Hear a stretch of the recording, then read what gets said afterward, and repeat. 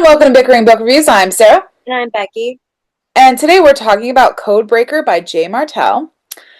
And I got this off of NetGalley. I think I got it off of Edelweiss and NetGalley. Oh, well, maybe I did too. I don't know. I definitely read it from NetGalley.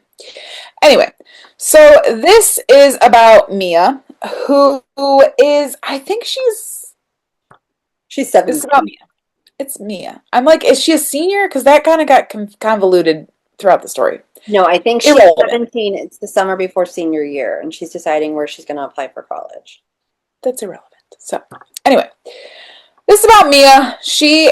Her family is really kind of cool. Her dad he is like a professor in kind of cryptography or like I guess code breaking throughout history, and so he always kind of puts her on different scavenger hunts, especially special ones for her birthday.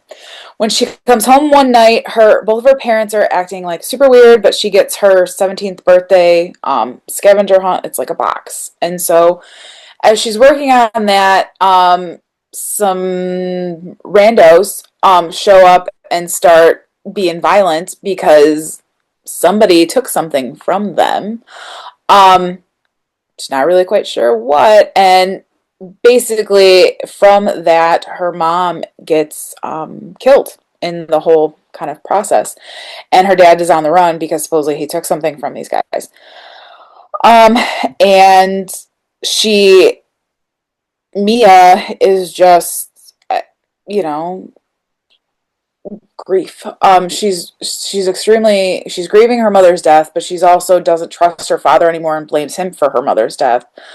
And so she's kind of floundering in between kind of now and then flash forward when her actual birthday is 3 weeks later. She gets a voicemail from her dad, and that kind of kicks off this new scavenger hunt that is hopefully going to kind of provide some answers, maybe clear his name. And so she is exploring different. I'm trying really hard not to give like anything away. She like is exploring different. I think the description says that basically she tries to do the scavenger hunt and crack the codes to figure out what's going on. And so she's just traveling around her town and seeing the history that's it's tied to Lincoln, that's tied to different other kind of key historical figures. And the further she gets into this scavenger hunt, the more she realizes she doesn't know, and the more truths that she lies and truths that she kind of uncovers really kind of changes her um, understanding of what her life was. And along the way, she kind of met this guy named Logan, who shows up out of nowhere, but he's super cute and she's totally developing feelings for him. And he's kind of helping her along the way randomly. He went to military school, so he kind of has some of those skills that you would need. But her dad specifically said, trust no one. So who knows who she can really trust?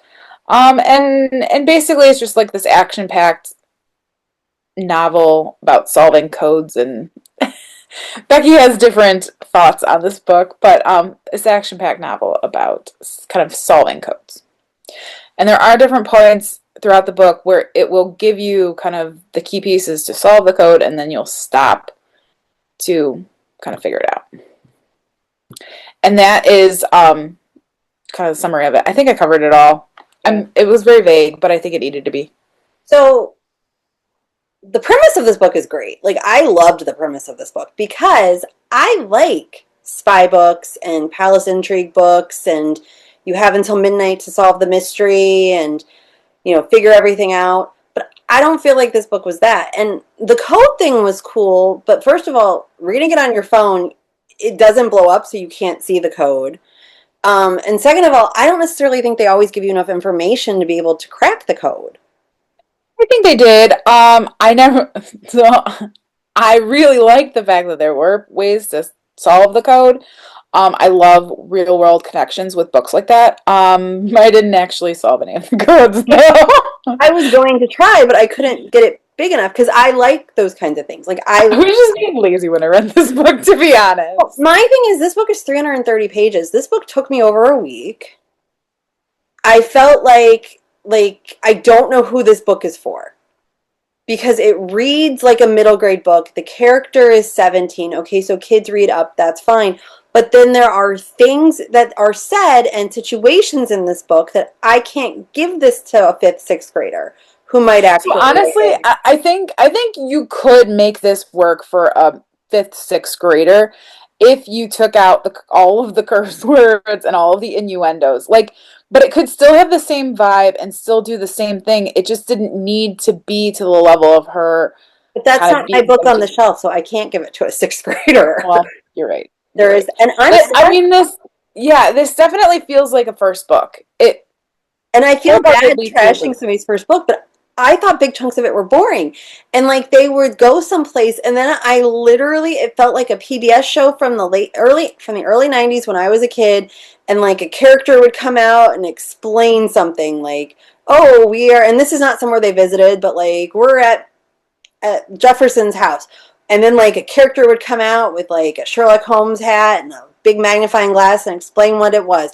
And I felt like that was the whole book. And I thought that most of the twists and turns are kind of obvious, but however, I get it. I've read a lot more books than kids. But I just like the whole time I'm reading it, I'm like, oh, who am I supposed to give this book to? And they keep and like I looked on Goodreads and the reviews for other readers on Goodreads are really good and they keep talking about how this is a great YA book.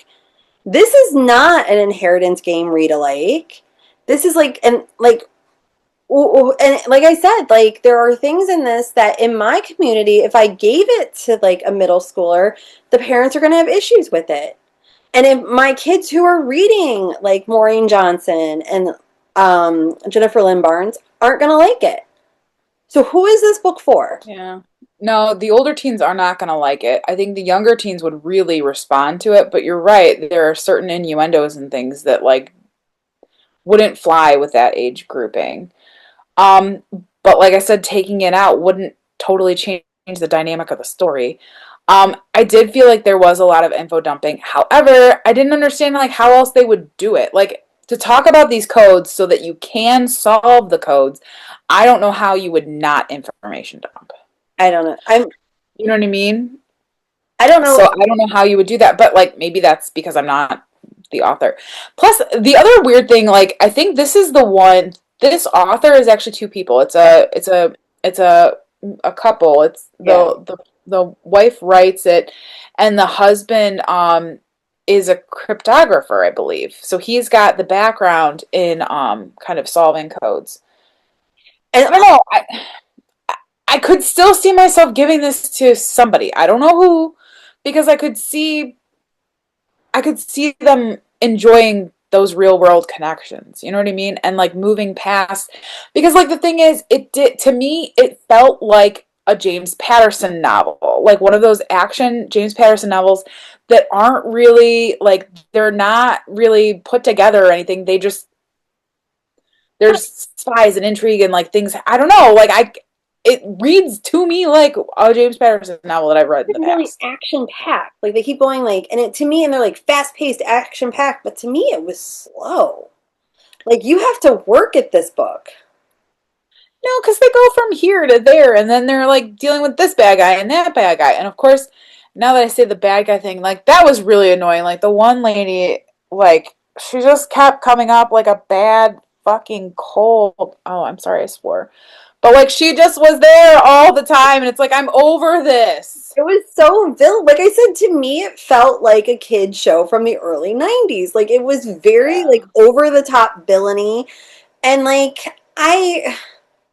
I don't know. And like I tried because like I'm excited when I read a book that I'm like, oh, I can give this to a kid. And because of things like Truly Devious is still so popular and Inheritance Games is still so popular and the kids and Good Girl Guides are so popular. So anything that could be a read alike, and I was hoping for that because those books the younger kids have found. So I was like, oh, maybe this will be it. But my readers are not going to like this. And I'm sorry. Like, I really thought the code thing was cool, but I'm not 100% convinced that you can solve the codes. And like, and I, you don't really learn a lot about the characters. And I'm sorry, this is another one, they tell you how smart she is and she makes stupid decisions. And like the backstory on Logan, which was a huge like flashback, I thought 90% of that was super obvious. And so to me, I honestly, it was a challenge to finish it. I don't know. No, I mean, I think it does its job and it will work for a certain set of readers. Yes, it will be difficult to figure out who to send it to, but I definitely think like the quality is very similar to what I see in some adult books. It's not, you know what I mean? Like it's not outside of the realm of that. I think we just need to rate it.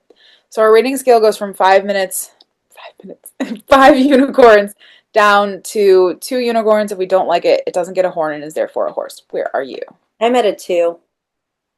Like, You know, I'm at a three. Like I said, I think quality wise, it stands with some other adult books, and I like the real world connection. I'm sticking with a three. I enjoyed it. and that is where we are on Codebreaker, and we'll see you around.